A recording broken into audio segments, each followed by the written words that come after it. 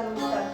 Azərbaycanımızın dilber köşesi olan Qarabağımızda öz birliğini göstermektedir. Ancak ben qeyd edim ki, Turan Gerçeğiyle Gözler Gülecek şiirimi ta 3 il bundan qabaq yazmışdım ve geçen ay 3. Türk Dünyası Edebiyat ve Kitap Festivalında da bunu söylemiştim.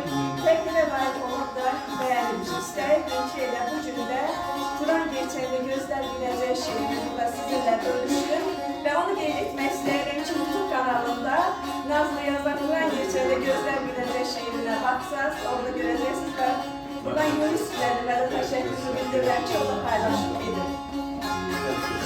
İçi Türk bayrağı durup yan yana, eşk olsun Türkiye, Azerbaycan'a.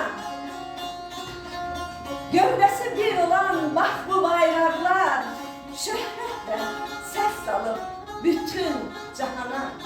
Bir Türk esri değil, el gelecek. Bir Türk kəslərə həsəd edilecek.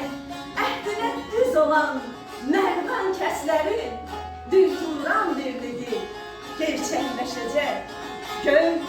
Göy Bozburdu seçti ana türküne. Göy Bozburdu seçti ana türküne.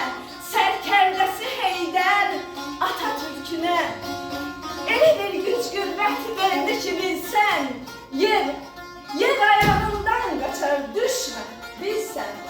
Dosta dost, arkadaş, düşmene sertlik. Biz Oğuz oğlu tek, ezelden merdik.